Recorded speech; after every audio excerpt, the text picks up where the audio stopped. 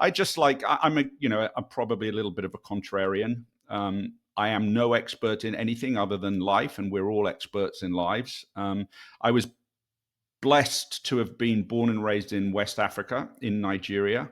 So perhaps at a commercial break, I could discuss with you a good plan I have to make. You give me $1 million and I'll make 20 million out of it. Unfortunately, where colonialism in Africa kind of started going horribly wrong was when the Europeans decided to carve it up formally.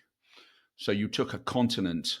In those days, I don't know how many people, but it was roughly, my numbers are plus or minus. They're not exact, but, it was probably, thousands of tribes, and they divided it into 50 odd countries.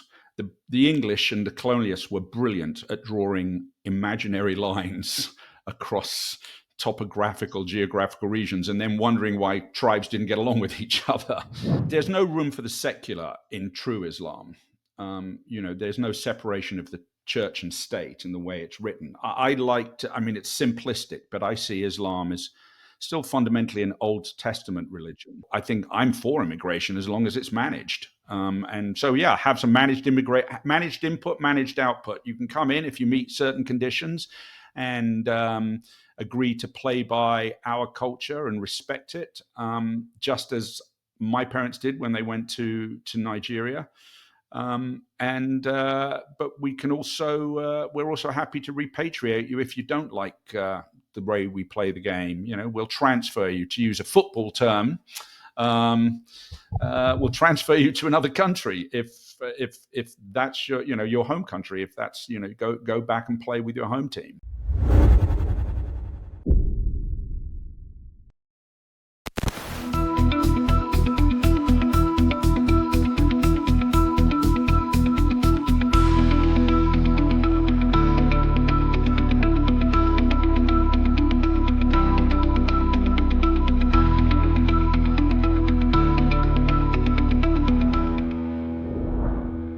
I'm Dr. Randy Bakken. I'm honored today to have with us Clive Pinder, and I found him via the Daily Skeptic, for whom each of us has written at various occasions. I have a few pieces there, and I like to think of myself as a skeptic daily, although Clive and I might differ in so far as he spells it with a C and I spell it with a K, coming from wrong sides of the ocean. But currently he's on our wrong side of the ocean, and he's actually on the wrong side of our country. He's facing the wrong ocean, given that our country was pretty much started on the other ocean. He probably has more of a Pacific personality than I do, and I'll let him get to specifics of his Pacific attitude and how things are going in San Luis Obispo. So, Clive, why don't you introduce yourself for our audience? I will. Well, I think that was a wonderful introduction, actually. It's Clive Pinder. I like to tell people, you can tell from the accent that I do come from the other side of the pond. We are two countries separated by a common language, I think is the old axiom. People generally find it difficult to say my name, so I get Jive, Clive, Slig, and I just say, well, actually, if you want to remember, it's evil C spelt backwards. So that kind of, well, okay, which in a way, I guess, describes a bit by why both you and I write for the Daily Skeptic, because there are a lot of people that find, notwithstanding the spelling, that I'm probably a little bit of a contrarian. I am no expert in anything other than life, and we're all experts in lives. I was blessed to have been born and raised in West Africa, in Nigeria. So perhaps at a commercial break, I could discuss with you a good plan I have to make. You give me $1 million and I'll make 20 million out of it. But are you an actual Nigerian prince? Well, they're called Obas, and I can talk to you as one if you would like, in the good old pidgin English in which I was raised. But no, unfortunately, I don't have a king as a father. If I did, I would be an Oba. But no. So I was born and raised there, like most English kids. During the days I was born, actually, the year Nigeria got its independence. So I am the son of a colonialist, but I was taught to treat the countries we were living in as if we were guests, unlike many of my fellow colonialists. So I've since lived and worked all around the world.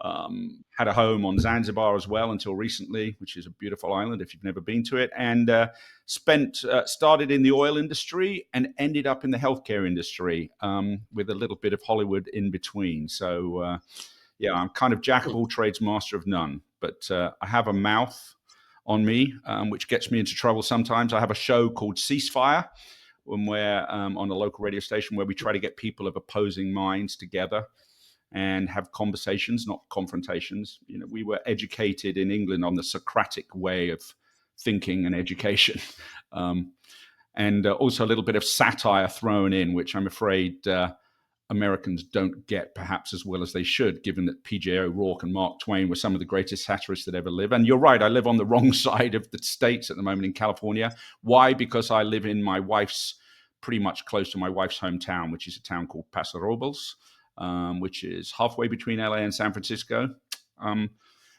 I've spent half my adult life in America, and I keep asking myself why.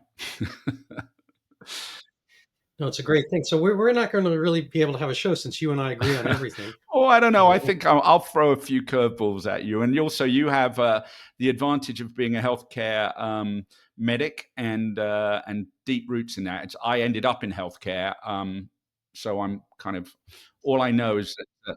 Well, eventually we all wind up there. True. All I know about healthcare is it's 2 doctors and 3 opinions, so which suits me fine because there's always something to argue about. So I don't know where to begin. There's a lot of stuff there. I suppose we could go back to your roots and your concepts. Well, you're talking about, I guess one thing that stuck out for me, you're talking about, the colonial aspect. And, the idea was to kind of act as if you're a guest. I think Europe has experienced, reverse colonialism in a sense. And not everyone acts like a refined guest.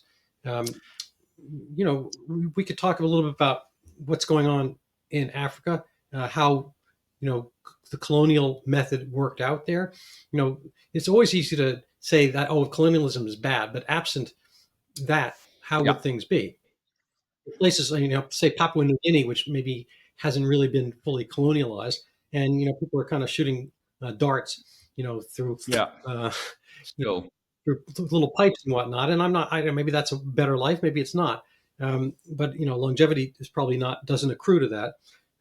So given that civilization does occur and seems to have occurred across our entire benighted world, there seem to be better and worse flavors of it.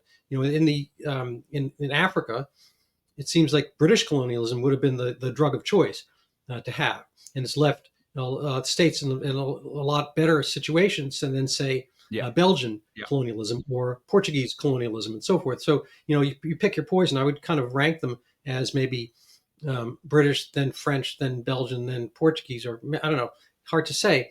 But then you also had, the thing that was, we don't even consider colonialism, which is kind of the Arab slave trade and a lot of other influences that pass along. And people get a pass, I think, based on the coloration of their skin, right? Not the actions they that ensue or they bring about to bear.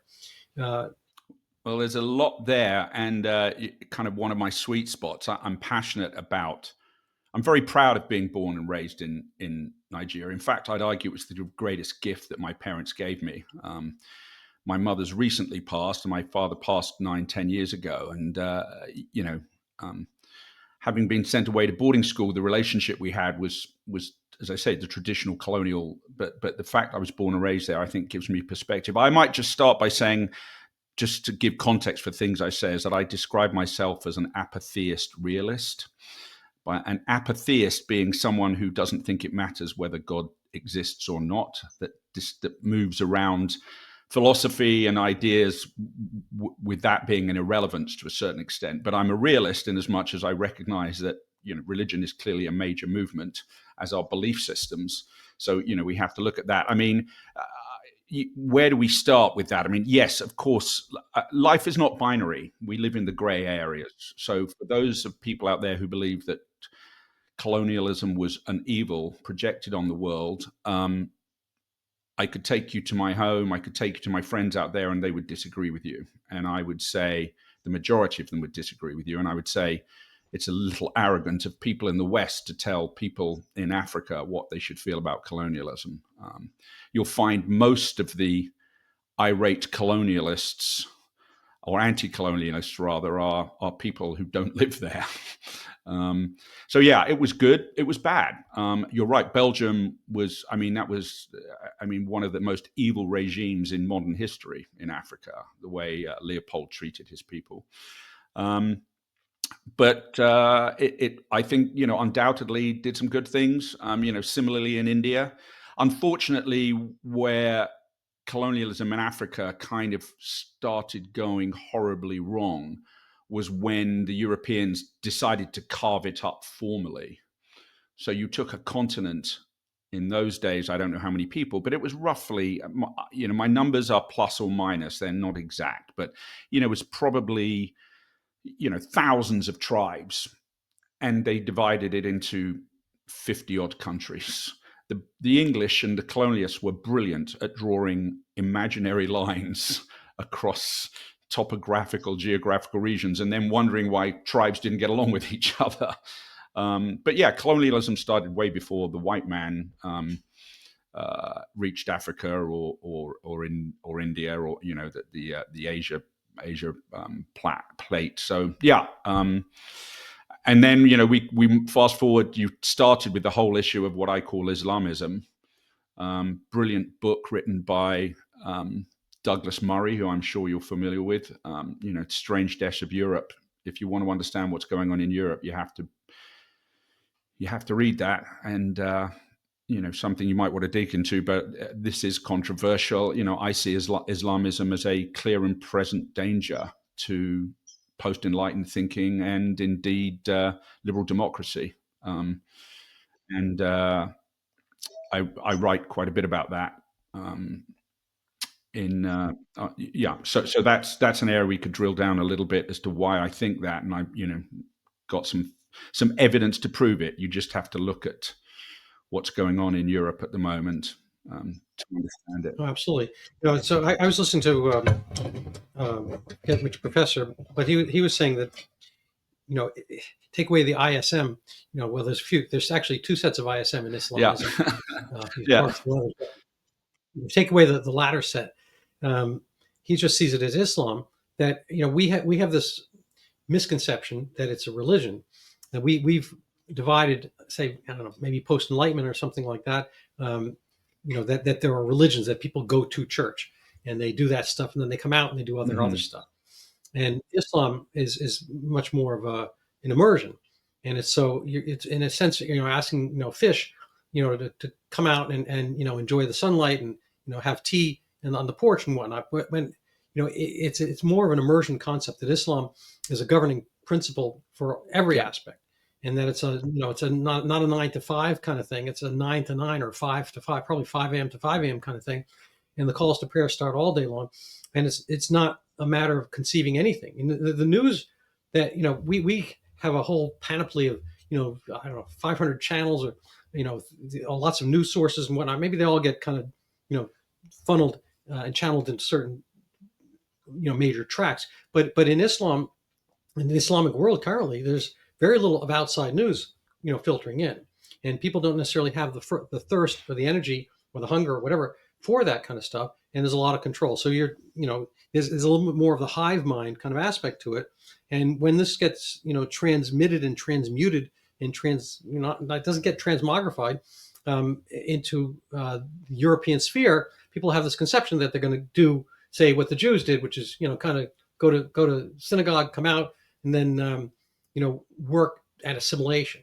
And I think there had been that when Europe was more of a strong horse and had a little bit better cultural identity, concept of borders and language and whatnot, and that people, in France were French and whatnot. But it has been, this opening kind of inversion of the borders and a sensibility of who's who and what's what. And, there's not really anybody who's willing to stand up for anything. I'll just give you one quick example. I've had lots of friends. I mean, you may not believe this, I have friends, but anyway, I've had acquaintances come from other countries in Europe and whatever, and I have an American flag outside my house. And they're like, oh my God, like I had no idea that you were, whatever. Yeah. It's like, there must be a lot of you in the neighborhood because people have flags up. I'm like, what do you mean? It's like, well, in the UK or fill in the country, France, where nobody has that country's flag up, and this has become obviously a little bit of a cause, celebre or infamous, whatever, in the UK when people are either have the Union Jack or the English flag, the St.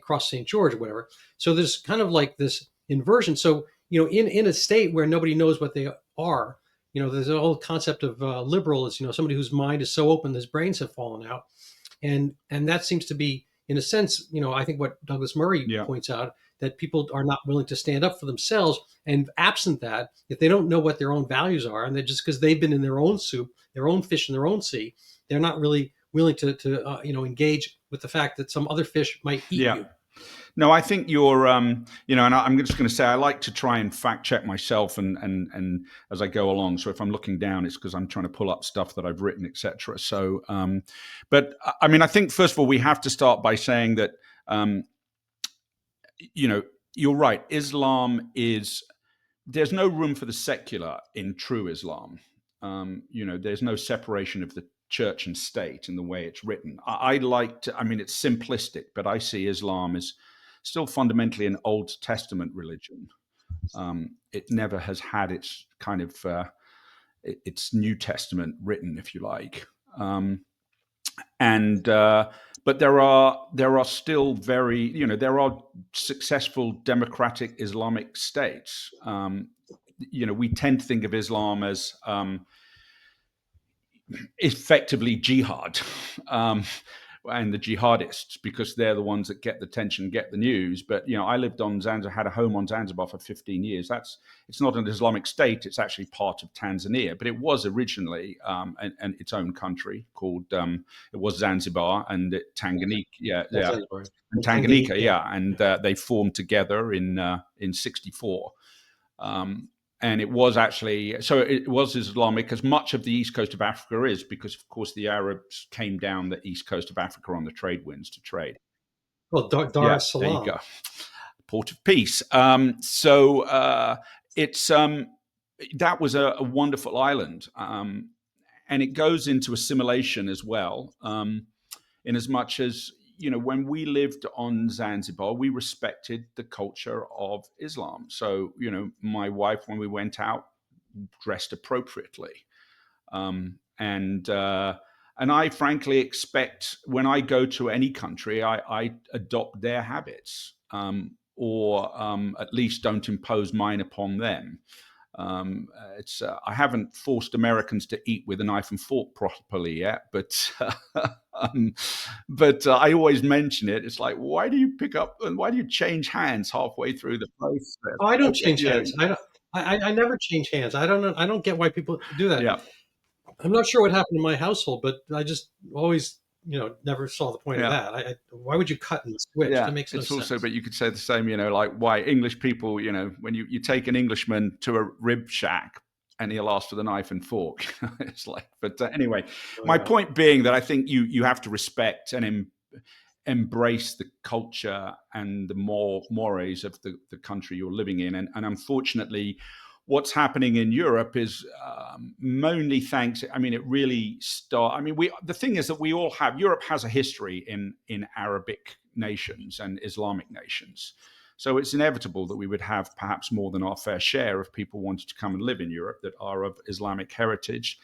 The kind of tipping point was when Angela Merkel opened the borders in Germany for economic reasons and welcomed in over 1 million people. And they didn't all decide to stay in Germany, but the problem now is that they are not interested in assimilating. I say they, a significant majority of them are not interested in assimilating, and I think they don't allow for the secular in their world.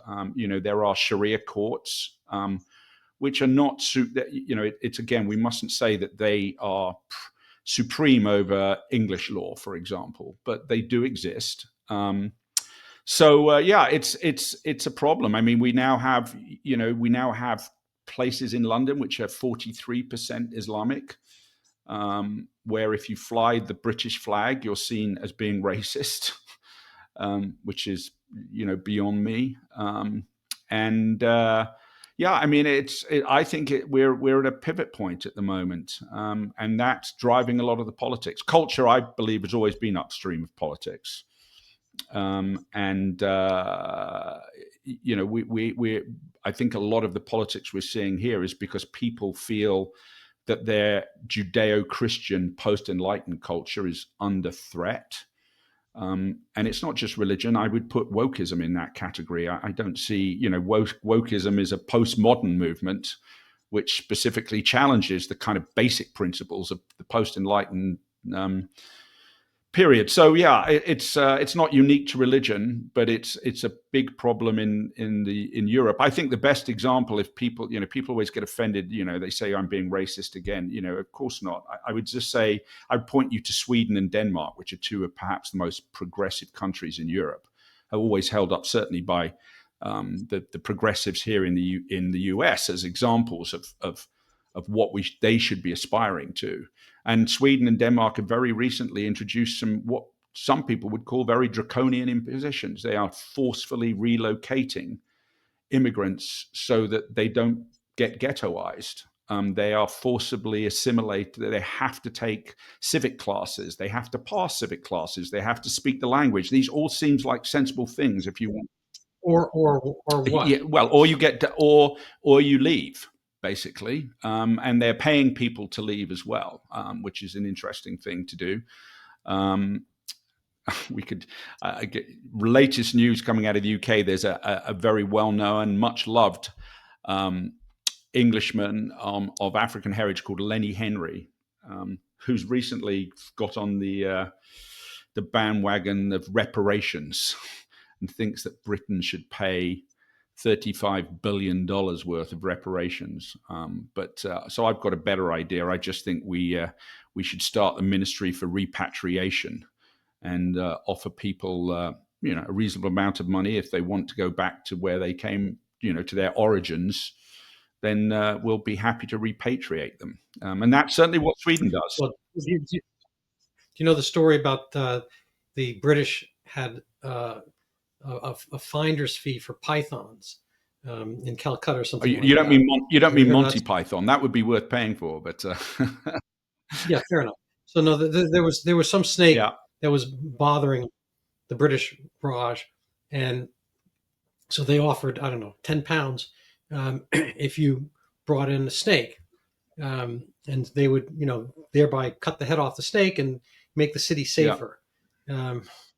So what they got. They got the first round. They reduced the number of snakes, and then people started growing snakes. Yeah, yeah. And they bankrupted the system.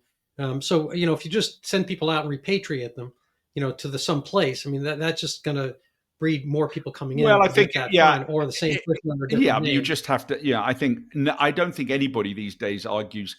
I mean, the whole thing again. It's just this binary. I call myself a realist. We have to be realistic.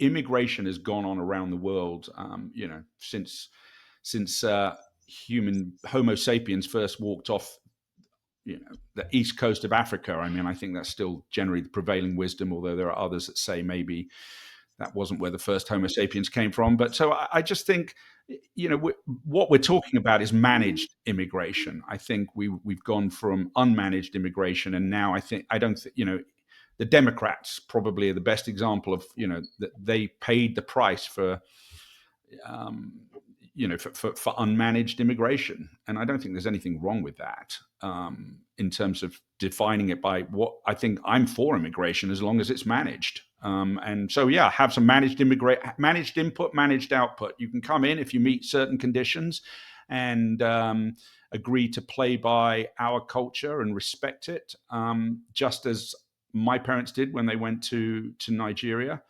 but we can also we're also happy to repatriate you if you don't like the way we play the game. We'll transfer you, to use a football term. We'll transfer you to another country if that's your home country. If that's go back and play with your home team.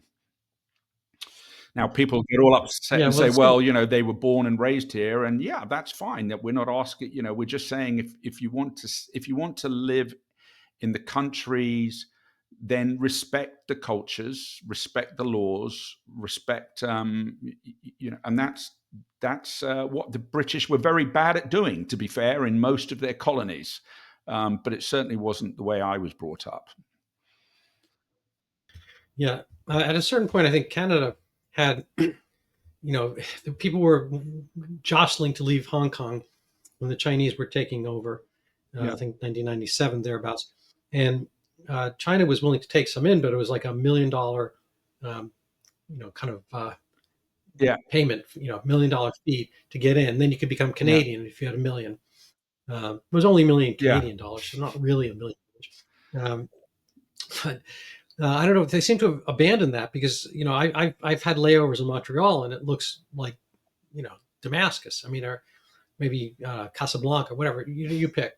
Um, and I don't know what happened. I think they got rid of the $1 million, but it seems that if you considered it your home, you could have a guest, a boarder, but that's not what has been happening. The number of children per immigrant is much higher than the native populations all throughout Europe, and this has led to most common, the plurality of boys' names, being of the yeah. Muhammad It's variety, yeah, across the board, like every country in Europe, pretty much, except the eastern parts, and the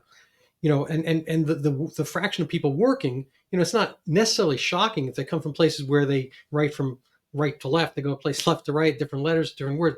The employment percentage is very, very low. It's not like the people were coming in for some specific task which nobody else could do. We're living in an age where everything's getting more automated, and a lot of the service, can be done by, my neighbor down the street. Just I watch his robot lawnmower move around. He doesn't need Guatemalan landscapers per se, and this is a time and age when so many other tasks, even white collar tasks, theoretically can be AI offloaded and whatnot.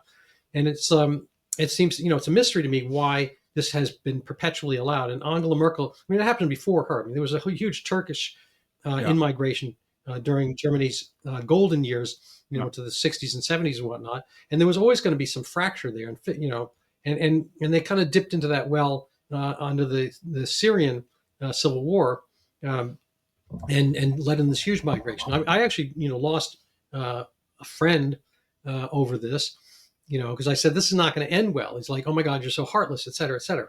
But it seems that Germany in particular, I think, was trying to absolve itself for getting rid of the poor little minority Middle Eastern religion Jews, and then in some way showing that they were really, deserving of Dar es Salaam, opening the gate of peace and maybe heaven and whatnot by showing their eternal lovingness and being a welcome mat for the next wave of replacement, another different hmm Middle Eastern religion. But I think the whole directionality, the vector was different. The German Jews wanted to, kind of, strive and thrive and lay low and not, I think, take over. There never were of, kind of the Jewish supremacy thing had never really happened anywhere in Europe.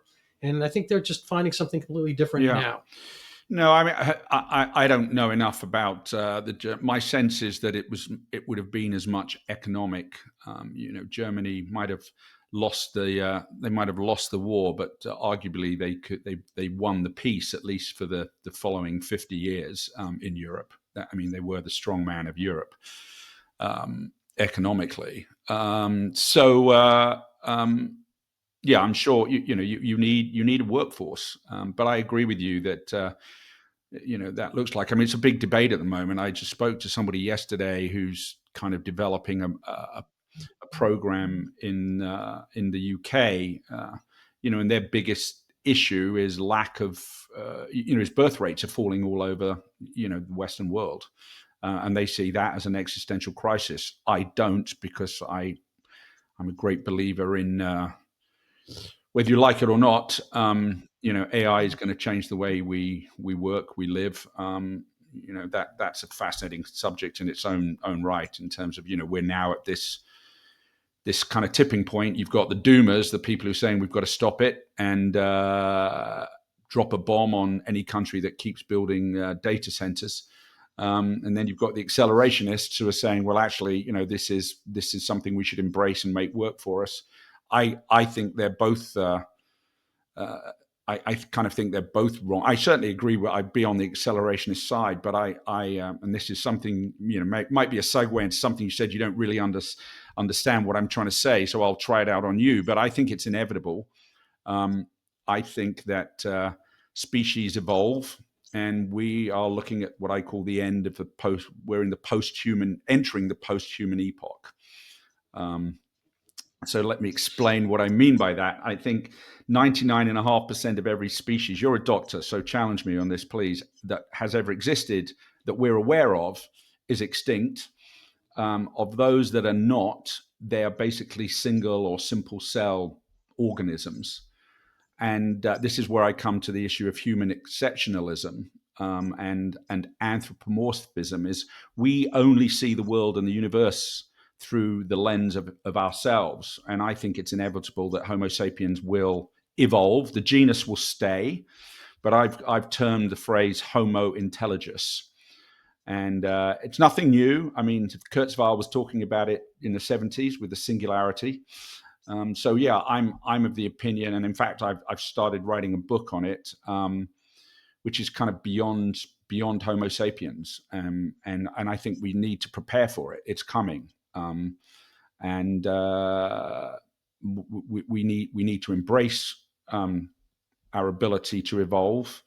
And it seems to me that AI is kind of the backbone of that evolution. So I don't know if that makes sense, Randy, or not.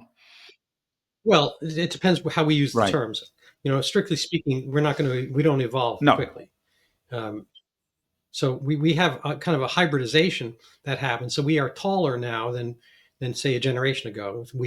I play tennis, and my other club, my indoor club, for the winters, a lot of Chinese guys there. And when I grew up in New York City, my dad worked in Chinatown, New York, and we were giants. Yeah.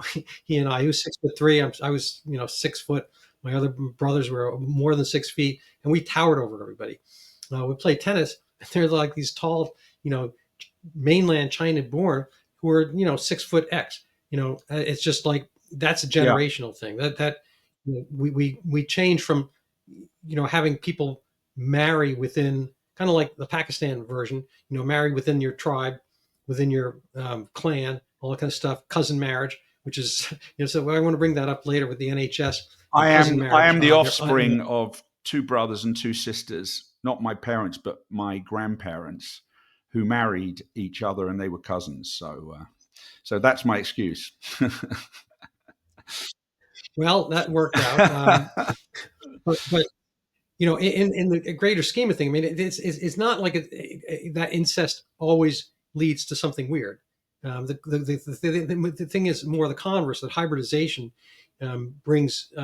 I consider it like this is Yeah. kind of off topic, but if you have a comb for your hair and there's a few teeth missing from the comb, you comb your hair, it's going to leave a certain streaking pattern, and you hold the comb up to the light, you can see, oh, that's Yeah. where the missing bits were. Now, if you had two combs, now every comb is like that. All our DNA has a few Yeah. missing teeth where we have some defects, whatever. But if you have two combs where the gametes come from different places, so if you're marrying your relatives, you're going to have pretty much the same comb with the same missing teeth. And if you line them up and you comb your hair, you're going to have those missing streaks. But if you have two combs from different places and each has missing teeth, when you line them up and you comb your hair with the two combs like that, there's not going to be any overlap of those missing teeth. So you have a better hairstyle. Ruined my hairstyle, but you have a better hairstyle as a result of the non-missing teeth. So that's hybridization in my view. Right. And so you wind up with taller, better looking people. Somebody did like an amalgam of the American face versus other national faces. And the American face, when it was shown to a bunch of people on a random basis, Americans were better looking. And it's not that they're better looking per se, it's that they are bringing people from different races and places Right. together. So I say we have more hybridization going on. We don't actually have evolution, which is a much more slower accreting thing. We have to figure out what those things are before we have the Yeah. picking out of the better strain. So I think that's a multi-generational thing. It's not Lamarckian, where we just wind up with smarter people because there's more AI or whatever. I don't think that's happening really. Well, I guess term. what I'm saying, and again, you'll have a much better insight. I mean, I'm actually thinking that we will create basically beyond the singularity is where you create a being, for want of a better word, that is beyond biochemical dependency. So, this is HAL, if you like, in 2001, The Space Odyssey. And that is going to be created effectively overnight if you look at the history of our species. And then what happens is, how do you live alongside that species? And that's the issue that I think we need to prepare for, because I think that species is the next species, if you like. I mean, I'm just starting my research on this, so maybe you can help me. But we came from the Neanderthals and something that another strain that begins with D. I can't remember it at the moment, but and ultimately, Homo sapiens was the victor, if you like. I think we're going to create our next species almost overnight, and then we're going to have to learn to live with that. Yeah, I think it's called Islam. Let's not go back there. I mean, it depends how things go. There are so many positives about it, if you think, because this machine, or this being, which I call Homo intelligence, has a remarkably small carbon footprint. It sees no race. It has no need for creed, for race, for color. It can be a peaceful.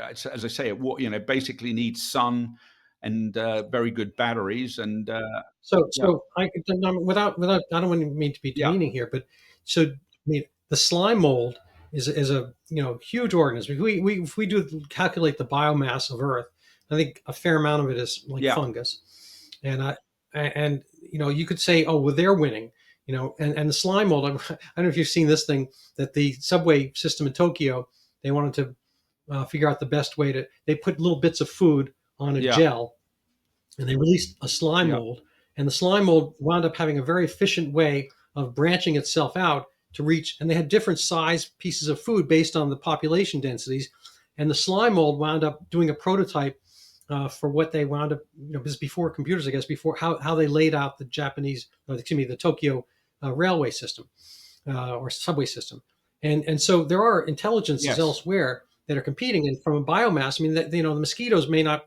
be thinking about us at all, and that, insects in general have a huge biomass. So maybe that this has already happened. There are other kind of civilizations, as it were, going on. The whole insect world gives two hoots for whatever else. I mean, they might like the more scatological reference because they seem to feed on it, but they managed to kind of carry on. If you're talking, whether we turn into the singularity, and I'm not, singularly focused on that, nor do I know the definition per se.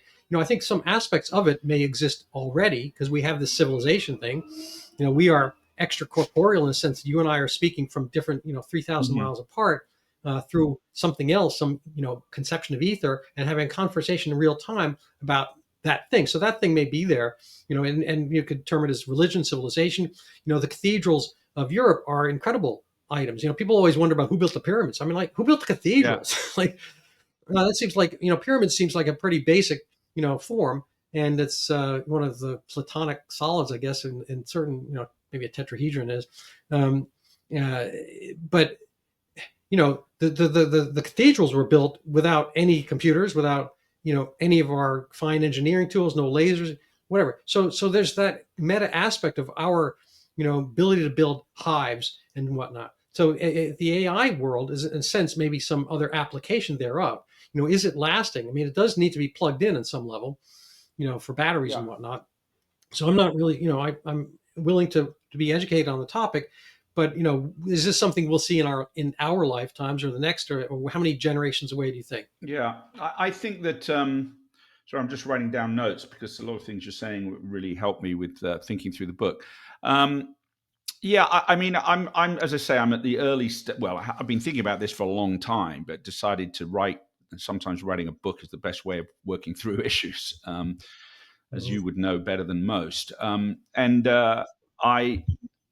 again, it comes back to this, this anthropomorph. I just think there's this issue of consciousness. What is intelligence? I mean, I don't.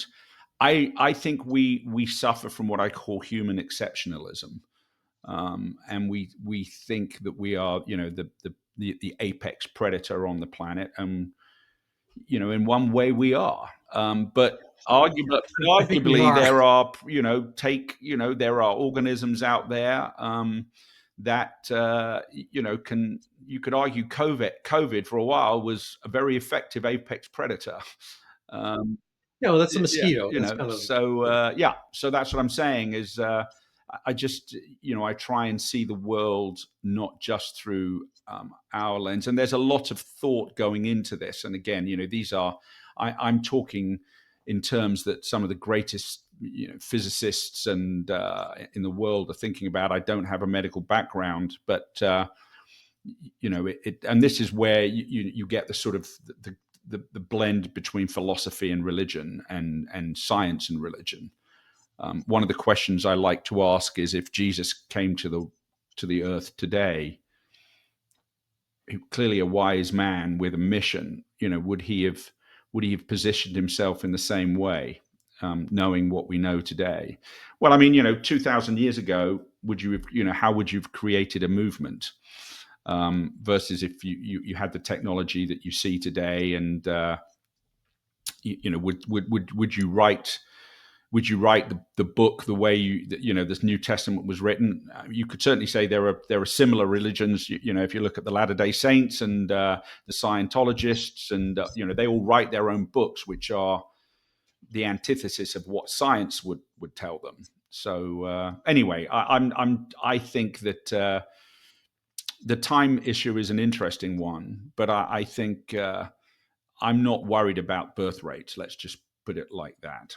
So okay. So close your eyes or open them and tell us, what's the world in this conception look like in a reasonable enough time frame to see what would occur. So is that 50 years, 100 years, whatever, and what does it look yeah, I like? mean, I What think do you think time. This is the whole debate at the moment, and there's actually a new podcast that has come out that I think is going to get a lot of push. I mean, it's very well pushed. It's written by two guys. I can't remember their names, but one of them runs the most popular, most listened to news podcast that comes out of the New York Times, and the other one, but it's called The Last Experiment, and it's worth listening to. I think it's there on series 3. It's in its 6 episodes, and rather than listen to me, I would advise and recommend your listeners go and listen to that. The last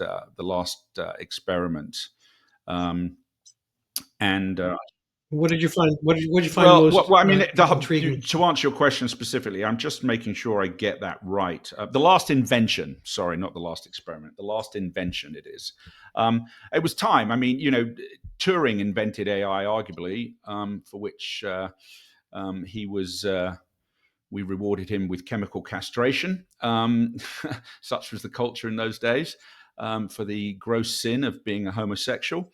But it's if you ask the people that were starting AI 15 years ago, they were all talking about 40, 50 years to get to where we are today.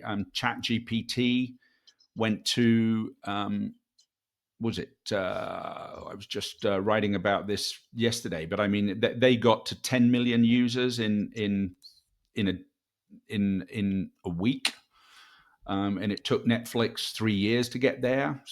Again, I'd have to fact check myself, which I can do as we speak. But so time is not something I'm going to. I just don't know. What I would say is I think it's going to happen a lot quicker than I thought. Yeah, here we go. ChatGPT hit 1 million users in 5 days. That took Facebook 10 months, Twitter 2 years, and the internet a decade. And in the last 3 years, AI platforms are now reaching about 1.5 billion users, and that took mobile phones 30 years to get to. So, we are, we're sort of that speed, and I think we need to stop. No, I understand, but Yeah. people still have the need to eat, sleep, Well, bleed, and Homo bleed. intelligence wouldn't. Homo intelligence just needs sunshine and batteries. Okay, well, so that's kind of the remnants. Let's Well, I say, mean, yeah, it's not an original William idea, Shakespeare. right? William Shakespeare exists, in a much bigger sense than probably all of his neighbors, his siblings, his parents, and his offspring. So William Shakespeare exists through the world he created, and it's a layering on the human experiment, and he's probably affected more people than again Yeah, any of his neighbors and any of the other playwrights and whatnot. But he didn't change the fact that he needed to, he had bodily needs, that he lived and died, he breathed and yeah, whatnot, and the apparatus, the Globe Theater or any of those other apparati of the time, were the AI. To think that you're going to get your thoughts out in a way aside from just chatting with somebody. I mean, most of the, I live in a suburban area, so I see some raccoons, beavers, rabbits, chipmunks, and whatnot. They are still pretty much operating on at rabbit yeah, 1.0, chipmunk 1.0. I mean, they have adapted to the fact, the raccoons adapt to the fact that we have garbage bins. And I guess, the successful raccoons are the ones who know how to tip one over. Bears probably figure out what campers, where they keep their stuff and whatnot, but they haven't physically evolved. In our, say civilizational time frame, I think a bear is a bear is a bear is a bear. We have been able to, hybridize dogs, and you can call it evolution. It's not really evolution. They can still mate with each other. They're still, yeah. dog, but they're different looks of dogs and whatnot. Now, so if we can kind of live on the way Shakespeare lives on in his writings, and we can live on, in our thoughts and whatnot. But I'm not sure that's any realm human intelligence. That's the other thing that's outside of us that we leave as our abstraction, whether it's cathedrals, plays, AI, whatever. I mean, AI is really just kind of a generative, mimesis of what we do. It's kind of like toying with what we are, but it can't eat, sleep, bleep, or bleep. Yeah, So far, I mean, this is very interesting. It's helpful to me. I mean, stress test my thesis. And again, it's not my thesis. I mean, there's not much original about this other than I've framed it Homo intelligus, and I don't think anybody's come up with that one yet. So it's copyrighted, but I think this is the anthropomorphism. I mean, just as a quick aside, you were talking about raccoons. So we picked our grapes yesterday. We have a hobby vineyard, as I think I told you, and we lost half our fruit to squirrels. And squirrels now, of course, what we do is we put nets on the on the uh, uh, on the grapes to keep the birds off them, right? And Mhm. but what the squirrels do is they jump on the nets. One of them climbs up the net, and they shake the vines, so the grapes drop to the floor, and we lost half. So I mean, yeah, that you're right. They're Okay. not changing shape, but they're learning to climb. I mean, one of the species that, going back to Zanzibar, and maybe this is a good analogy. I don't know. It just popped into my head, so I'm going to try it on you, Randy. So on Zanzibar, we had crows. They were not a native species, and they wiped out pretty much the native species of Zanzibar bird life because it's an island, right? It's beautiful bird, and crows are they're a bit like they're the rats of the sky. I mean, we have crows here. I'm lucky. I have mountain lions, bobcats, rattlesnakes, golden eagles, bald eagles. You name it. We're out in the country here, and but crows are just adapting remarkably. But my point being, I think, I don't look at it through. I think maybe as going back to the idea that our cousins were Neanderthals, and the word I was looking for was Denisovans, and they vanished. They didn't vanish through negotiation, but they were basically either absorbed or became extinct. And that's kind of, I guess, the thesis I'm working on. Let's just say, and open to being challenged. Fair enough. So we're going to segue a Oh, little bit. You and I said we would talk about the oh yeah, NHS, politics in yeah, Britain versus the U.S. and maybe sprinkle a little bit of the solution of the Ukraine-Russia Well, war. let's. I mean, I don't know how long we're 45 minutes in, and I've loved every minute of it, and thank you for that. I hope those watching and listening do as well. I love to just, as I say, this sort of Socratic version of pressure testing ideas. But I know quite a lot about the NHS and healthcare in the UK and also in America. That's what I did for the last 15 years of my life, and sat on the board of the NHS and was one of the few entrepreneurs that managed to get an quote unquote UK/European invention into the American market in the digital healthcare space. So that enabled me to retire at a tender age of 47. That and the fact that, ironically, and I should maybe make a caveat, I have no children. I am the end of the line, so I have no fear about what comes next. Yet you have no children yet.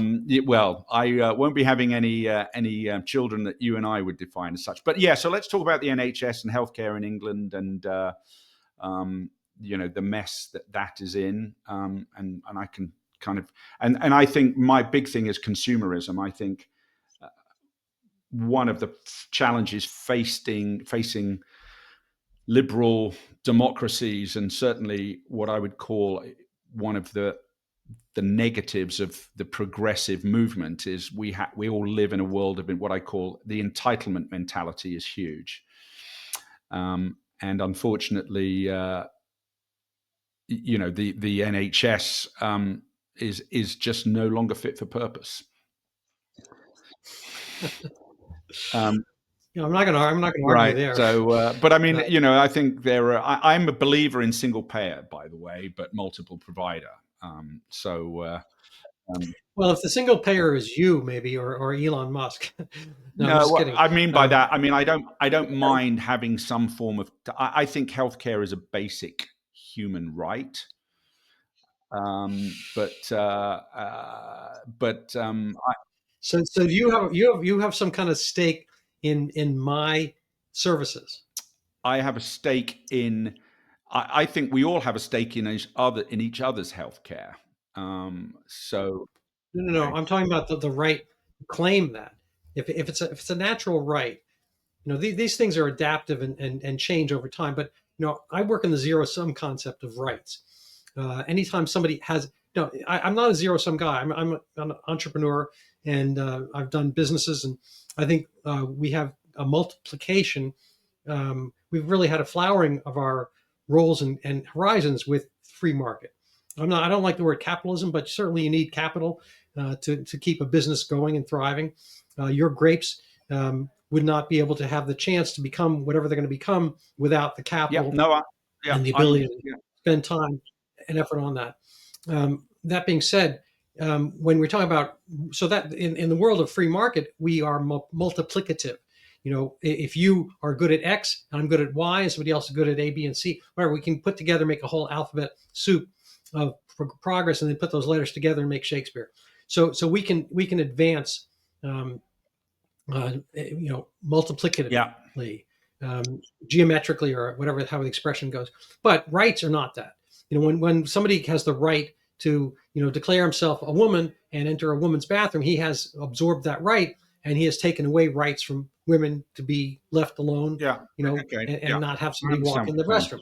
So rights are a zero sum game. You can't guarantee rights without taking away rights. So when somebody has the right to healthcare, that is indicative of the taking away of the right of somebody to have his profession and have the ability to thrive in the marketplace, like a car salesman, whatever. Who's that and so taking away? Sorry, I mean, I wouldn't say natural. I mean, what my principle is individual rights, mutual responsibilities. I don't know why I'd be taking. You're talking about you as a doctor, are you? As your right. Well, tell me what you mean by the right to healthcare. Then. Okay, what is the right? What I mean is that I think a mature economy has, I think, has the ability and the obligation to make sure its population is healthy. And I think that's good economic sense.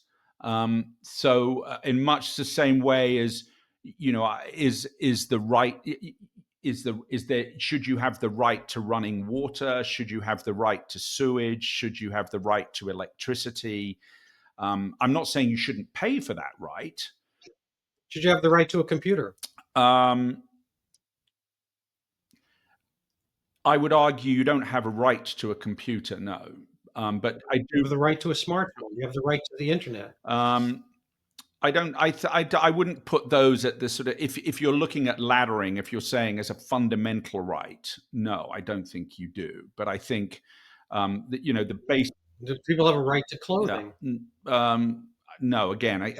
I I get mean, your zero I sum think game. Yeah. people figure out the things they want and they go get them. I think the counterfactual is that people have always done the things they need.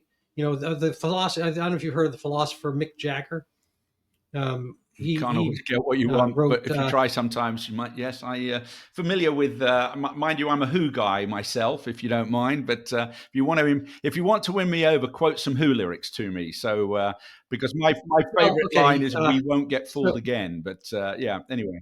well, I actually used that for the Who, the Right. WHO. Yes. I used that as a cover of one of my coronavirus talks back in the dark Right. days. Well, you and I would agree with the World But Health Organization. It's part of the problem, not part of the solution. Oh, I absolutely agree. And so we won't get Yeah. fooled again. These were also rights. The concept of my zero sum concept of rights is such that people had the right to remain coronavirus free. China maintained the right for zero Do you COVID. have the right to How did remain that work? silent? There you go. That's Yeah, probably the ultimate one, right? yeah. And so the great. I think Obama came up recently with it. I forget how he put it. Donald Trump's words were violence.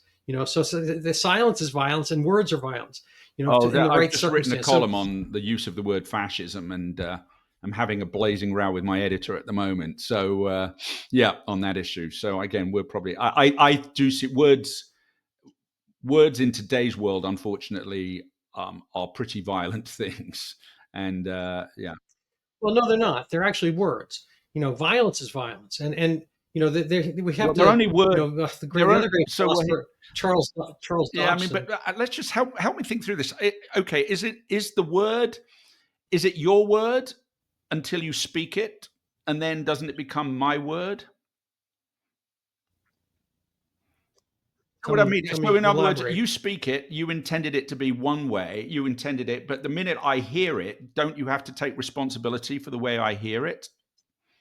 No? No, Okay. absolutely not. No, that's a you thing. Right.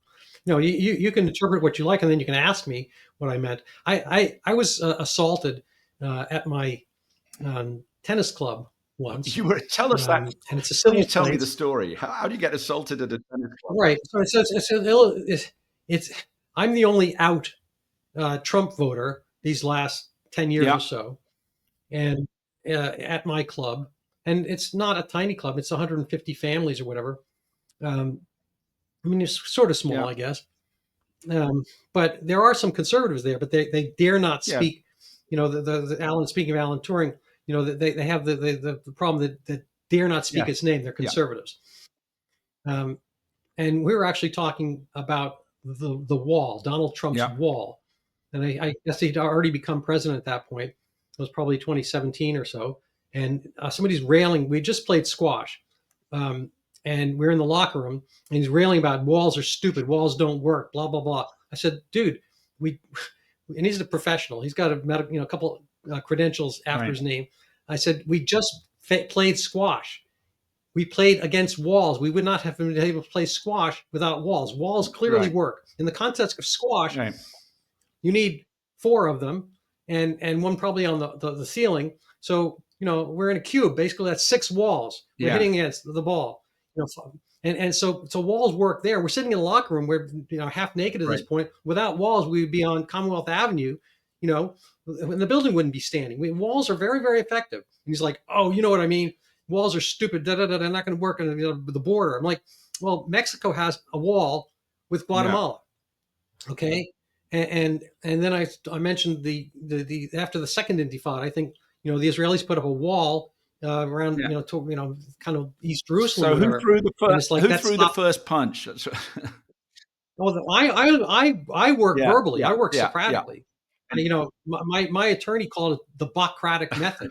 I mean, it's not brilliant, but it was what he Yeah. said. And so we were leaving the club, and he was just kind of grumbling. He didn't have Right. any answers for what I said, and he just turned and he technically he stopped like right Right. at my nose. He turned and Yeah. punched me right in my face, and he stopped right at my nose. And my nose, frankly, it's big enough that it's amazing that there was no contact there. But he hit my face, Yeah. but he Oh, didn't yeah. intend to knock me out. He So it intended was basically to was threaten. So technically, as he hits my face and lightly glances on my face, that's frankly, the action is assault. This battery is a yeah, separate thing. Speaking of your yeah, batteries and the AI one, this is a different kind yeah. of battery, and so technically it's assault, not battery.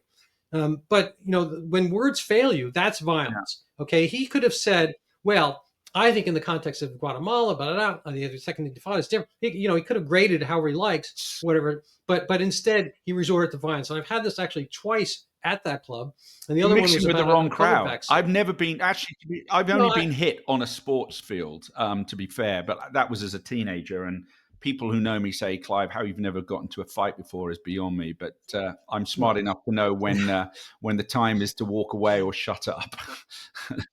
well, sometimes you can't. I've been attacked a few times in my life, and from people that I knew, and they wanted Yeah. something. I raised the rent on this guy. He was a photographer, and he was in my factory Right. loft building that I had created. And he didn't pay the rent, and he wanted. I was raising the rent so he would like Yeah. stimulate, and he broke into my apartment and assaulted me. Whatever, that was a real Wow. fight. He threw a punch at me, but he was already Yeah. drunk, and I had been a wrestler, and I took him down.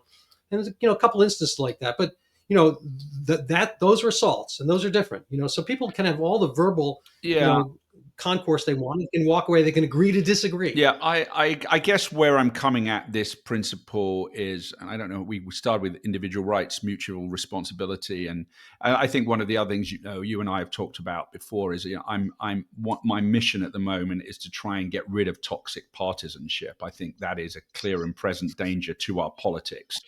Well, if you can extend the Alan Turing chemical Yeah. castration, I think you might have something there.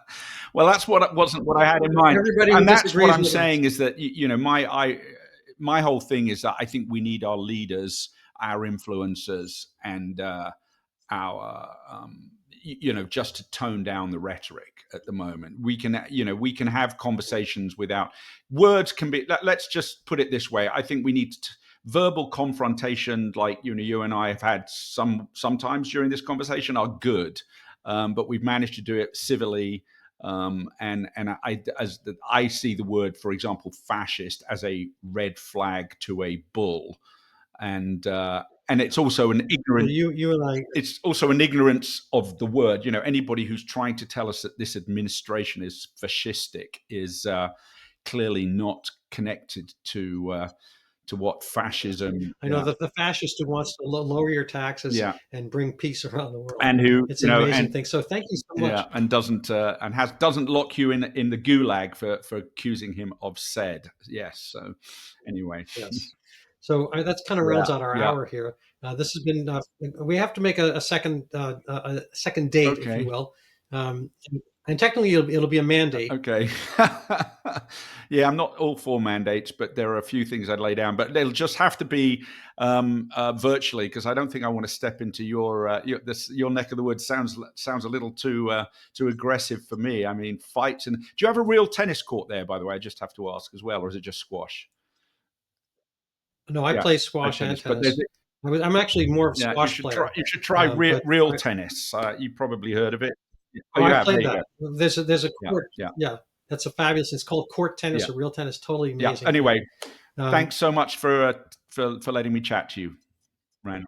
yeah, and vice versa. It's been a real Right. pleasure. I enjoy hearing brilliant people, and this has been a fascinating Cheers. time.